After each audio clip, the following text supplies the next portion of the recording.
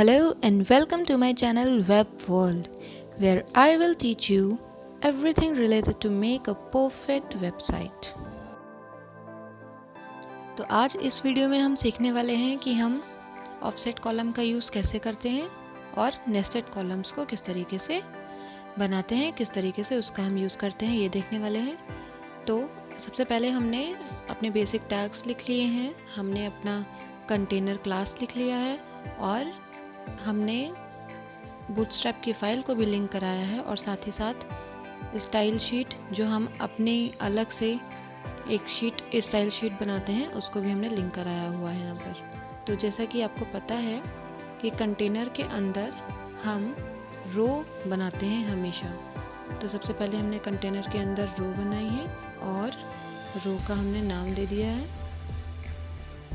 Are रो, और उसके बाद रो के अंदर ही हम हमारी क्लास बनाते हैं जिसमें कि कॉल md3 लिखेंगे, यानी कि मीडियम स्क्रीन तक हमारी जो है वो कॉलम 3 कॉलम को मिलाकर एक कॉलम बने। तो ये एक हमने क्लास लिखा है और दूसरा क्लास भी हम उसी रो के अंदर लिखते हैं div क्लास कॉल md3, ये भी हम सेम लिखेंगे।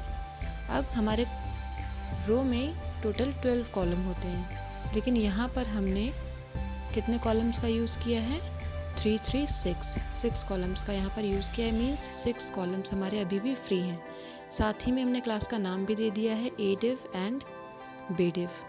अब हम यहाँ पर स्टाइल लिख लेते हैं। ये फाइल हमने पहले ही लिंक करा ली है अपनी फर्स्ट फाइल में।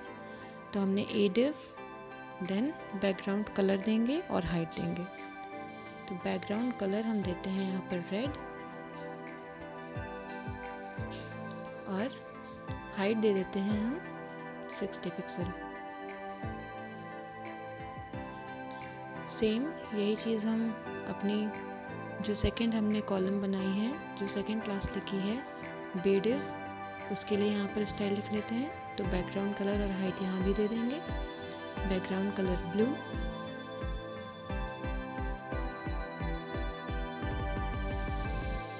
और सेम हाइट यहाँ पर रहेगी 60 पिक्सल।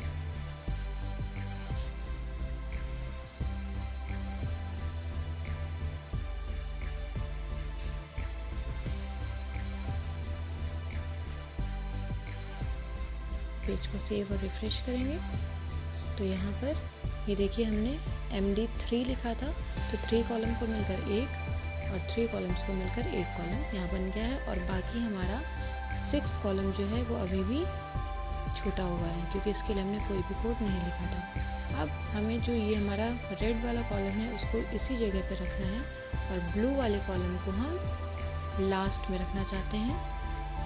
हम चाहते हैं कि ब्लू वाला कॉलम हमें लास्ट में दिखे रो के और बीच में हमारा ब्लैंक हो जाए। तो हम क्या करेंगे कि क्योंकि हमें लास्ट वाला जो हमने div यूज़ किया है उसे हम चाहते हैं कि वो हमारा लास्ट में दिखे, तो यहाँ पर हम bdiv जो क्लास हमने यूज़ की इसी में हम ऑफसेट कर देंगे और जितना कॉलम हमें ऑफसेट करना है उतना नंबर यहाँ पर लिख देंगे। अब 3 and 3 6 हमने यूज़ कर लिया है, तो हम ऑफसेट मैक्सिमम 6 कर सकते हैं। ये हमने ऑफसेट कर दिया।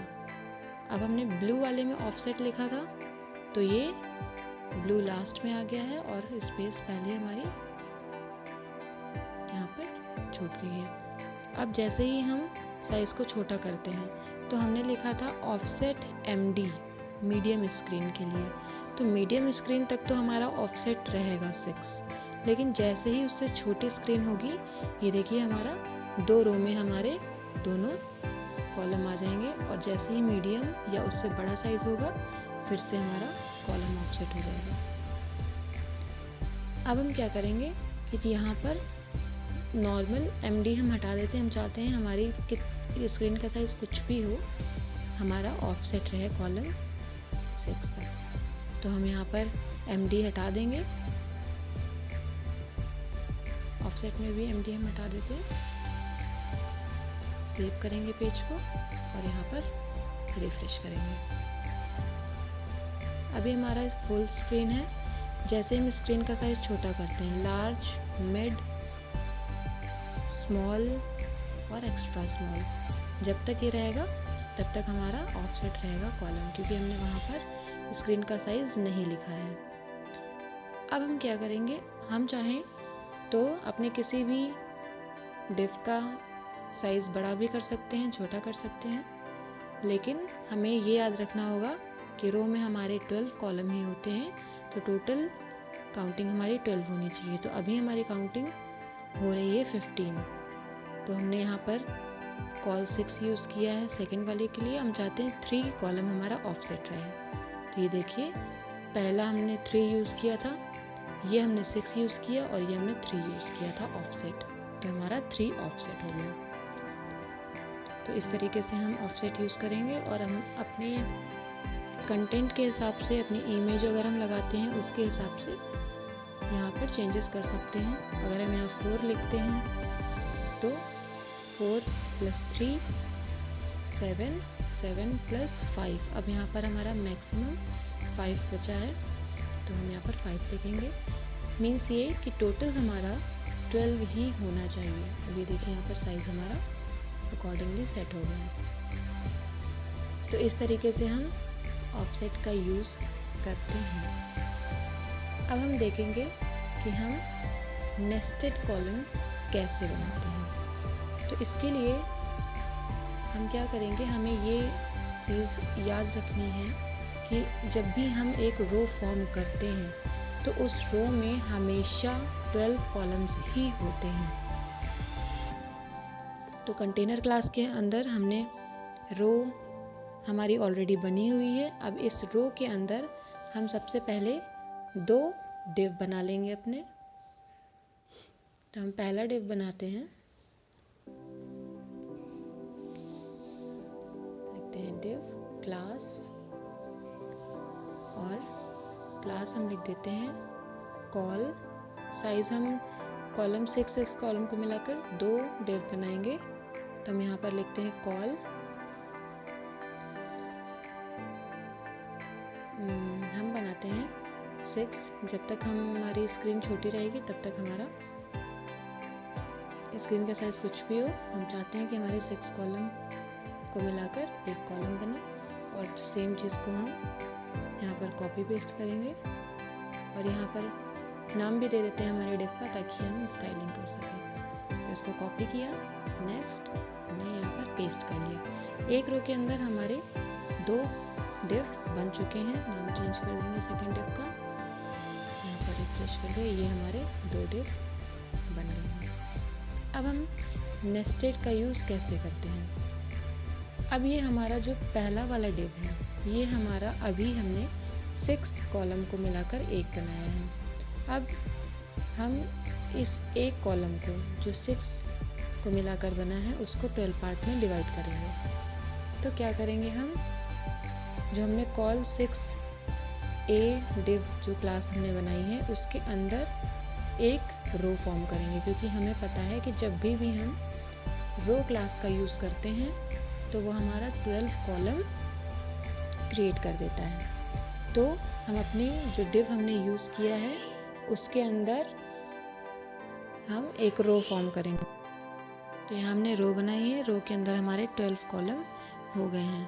अब ये रो हमने, क्योंकि इस जो डिव हमारा रेड वाला कॉलम है पूरा इसके अंदर बनाई है, तो ये रेड वाला कॉलम ही हमारा 12 पार्ट में डिवाइड हो चुका है। इसको हम किस तरीके से देखेंगे, हम इसके अंदर 12 कॉलम बनाकर देख लेंगे।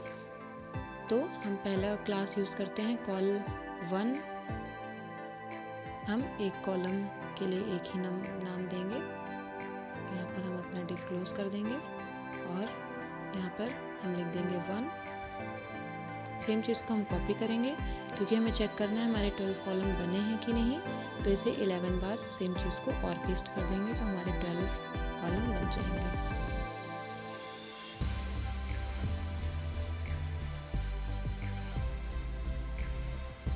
पेस्ट किया, सेव किया और यहाँ पर हम रिफ्रेश कर लेंगे। ये हमारे देखिए 1 अभी हमने क्योंकि वहाँ पर लिखा है तो यहाँ पर 1 लिख के आ रहा है, और ये हमारे पूरे 12 कॉलम्स बन चुके हैं टोटल। यहाँ पर हम नाम चेंज कर देते हैं, 12, 11, 10।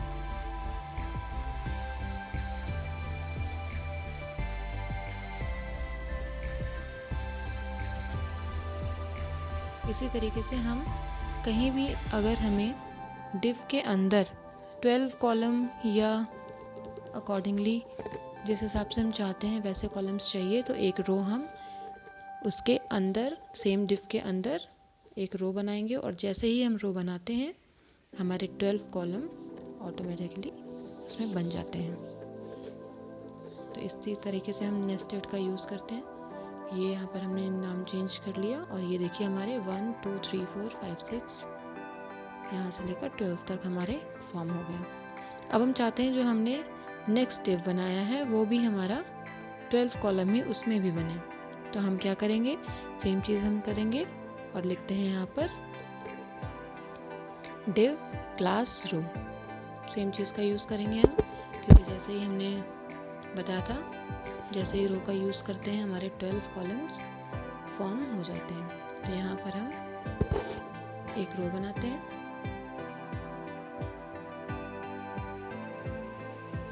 सेम चीज़ को कॉपी और पेस्ट करेंगे, सेव कर लेंगे और रिफ्रेश। तो यहाँ भी हमारे 12 कॉलम बन गए हैं। तो इस तरीके से हम कॉलम्स के अंदर कॉलम्स बना सकते हैं। अब हम एक चीज़ और देखेंगे कि अगर हम चाहते हैं यहाँ पर कि हमारे 2 3 या 4 कॉलम को मिलाकर एक कॉलम बने, तो वो भी यहाँ पर पॉसिबल है। तो यहाँ पर हमने जैसे 1 हटाकर 4 लिख दिया है, तो अब 4 + 8 12। तो हम नीचे से 3 कॉलम्स हटा देंगे, तो हमारी टोटल काउंटिंग 12 हो गई है। अब ये देखिए जो हमारा फर्स्ट कॉलम है वो 4 कॉलम को मिलाकर बना है, और बाकी हमारे, तो इस तरीके से हमने 12 कॉलम्स बना लिए हैं। और इसी तरीके से हम नेस्टेड का यूज़ भी करते हैं। अगर हम चाहें जो हमने कॉल 4 का यूज़ किया है उसके अंदर भी हमारे 12 कॉलम बने, तो हम क्या करेंगे, जो हमारी कॉल 4 क्लास है उस वाले डिव के अंदर हम फिर से एक रो फॉर्म करेंगे, और जैसे ही हम रो फॉर्म करेंगे वैसे ही हमारे 12 कॉलम बन जाएंगे। तो आई होप ये आपको नेस्टेड का किस तरीके से यूज़ करते हैं ये समझ में आया होगा। मिलते हैं हमारी अगली क्लास में, और अगर आपको ये वीडियो पसंद आया है तो please like, subscribe and share.